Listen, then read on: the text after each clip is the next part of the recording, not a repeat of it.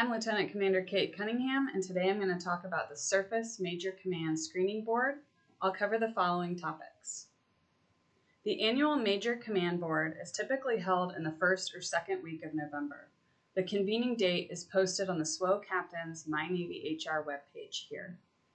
The PERS 41 Captain Detailing Team sends engagement emails out to all officers up for their first, second, or third look, so those officers are tracking the board correspondence due date, Major Command Preference Card due date, and have an opportunity to ask questions ahead of the board convening. Our contact list is fed by NFAS and NSIPs. Please ensure those databases are updated so you receive these detailer notifications. This year's fiscal year 24 Major Command Board convenes the week of 31 October, and all board correspondence is due 21 October. Look timing is based on your 05 promotion year group, or PYG.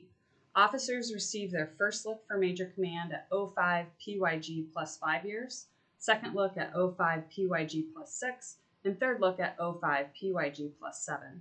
For this year's fiscal year 24 Major Command Board, PYG 17 officers are eligible for their first look, PYG 16 for their second, and PYG 15 officers are up for their third and final look.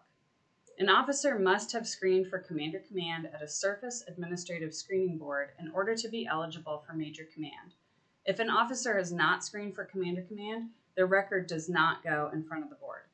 If an officer has screened for Commander Command but is approved for retirement and NSIPs, their record will go in front of the board, but their OSR will be stamped SecNav Retire, so the board knows the record is eligible, but that the officer intends to retire. Every officer eligible for any look is requested to submit a preference and contact card ahead of each board convening. This card does not go in front of the board and should not be submitted to the board via BOL. This card is used for detailing and apportionment purposes only. Under the details portion of this card is where the officer should annotate their preferences for afloat and ashore Major Command billets.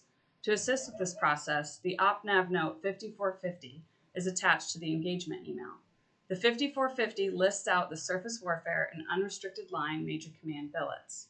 The Major Command Review Board, co-chaired by Commander Naval Personnel Command and OpNav N13, determines the distribution of 1,000 and 1050 coded billets among the different communities. That annual review board specifies which designators fill which Major Command billets several years in advance of those billets needing to be filled. PERS 41 does not have the flexibility to change designator assignments for Major Command billets. Officers must contact the Captain Detailing Team to determine which 1,000 and 1050 coded billets have been allocated to be filled by SWOs. Here's a list of example Major Command afloat billets available in the February 2022 OpNav Note 5450. The numbered notes to the right provide amplifying information on tour length, which billets are designated as fleet up or are dual-hatted, along with which billets are allocated to which designators. Here's a list of example Major Command ashore billets.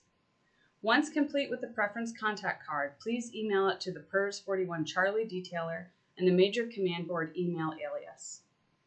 If selected for Major Command, ensure the 2D4 AQD populates on your OSR.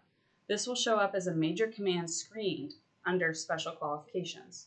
The Captain Detailers enter this AQD into your record after the board results are released. It takes about a month to process after being manually added into the system.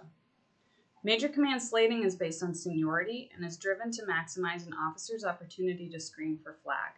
It is most advantageous for an officer to be complete with their Major Command tour prior to their competitive looks for flag. An officer's first look for flag is 06 PYG plus 2 years. Slate timing and assignments vary based on JQO completion status and joint tour length requirements, nuclear tour lengths, billet availability, officers' preferences, and the officer's desire to remain competitive for flag. If an officer does not screen for Major Command by their third and final look, they should anticipate executing a seashore rotation. Commanders will remain with the PERS 410 detailer, and captains will remain with the PERS 41 captain detailers. There may be some unique circumstances for officers going into their Major Command looks.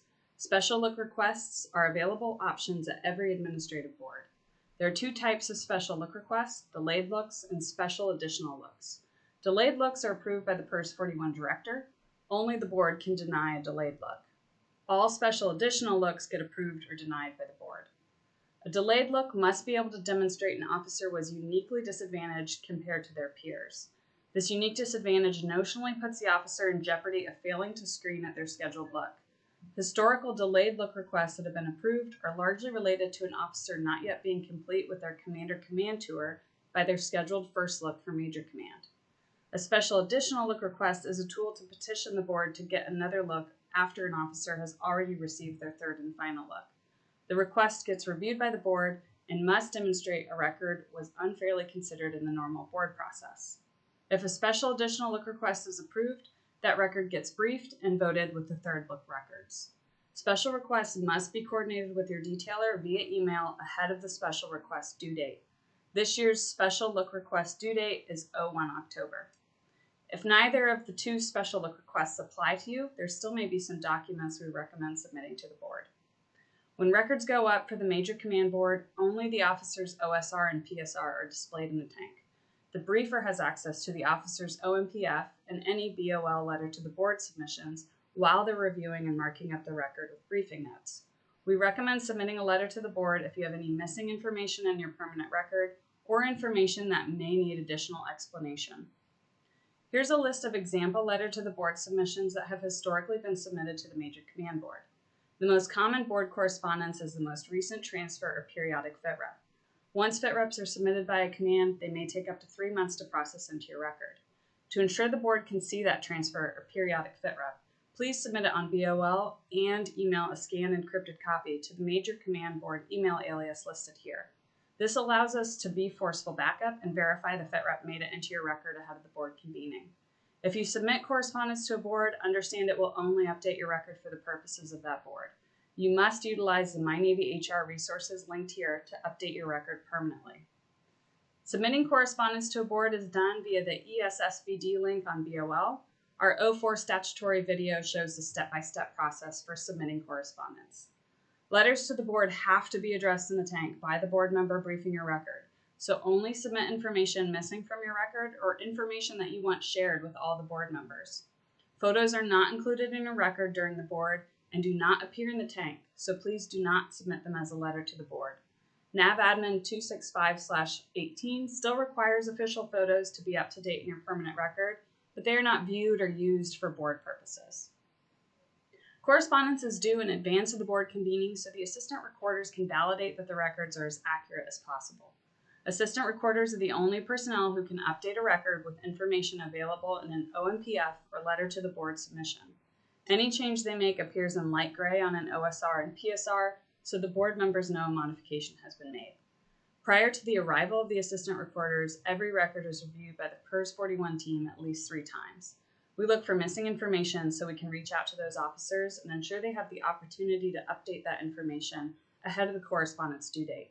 These reviews ensure every record is as accurate as possible ahead of the board convening and assures the board members that if information is missing from the record, every effort has been made to provide that officer an opportunity to correct the issue.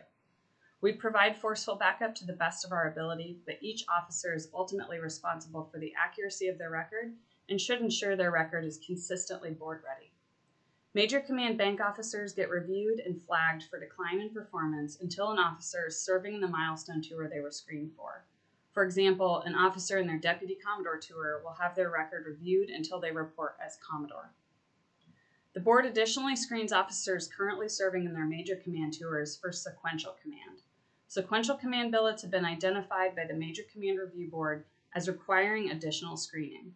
Some examples of sequential command billets are listed here from the most recent OPNAV Note 5450. Everyone serving in a Major Command billet has their record go in front of the board for sequential command screening. Once an officer has screened for sequential command, that vote is permanent and that officer is eligible to slate to a sequential command anytime in the future. The records of those officers currently serving in their Major Command tours do not get assigned to a briefer and are not marked up in the tank. The OSR and PSR go up as is, and the board is looking for any adverse justification in the record that may prevent that officer from continuing on to successfully fill a sequential command billet. Here's an example Major Command board schedule. The apportionment process that occurs at the end of the board requires the board members to apportion those officers they just selected for first, second, or third look to be apportioned to Major Command afloat or Major Command ashore. PERS 41 presents initial apportionment recommendations to the board based on each officer's background and experience, the officer's preference card they submitted prior to the board, and the projected availability of afloat and ashore billets. The afloat and ashore category of selects are presented to the board, and the board votes to uphold or deny the apportionment recommendation. For examples of the administrative board process, along with how records are briefed in the tank, please review our department head and commander command board videos. In the briefing process, the Major Command Board focuses primarily on an officer's commander-command performance. Once the board report is routed and results are officially approved, they get posted along with the board convening order and board membership to the My Navy HR page here. Here are the Major Command metrics from last year's fiscal year 23 board. Superior performance at sea has consistently been the primary selection factor. In summary, we covered the following topics. Thank you for watching. Have a great rest of your day.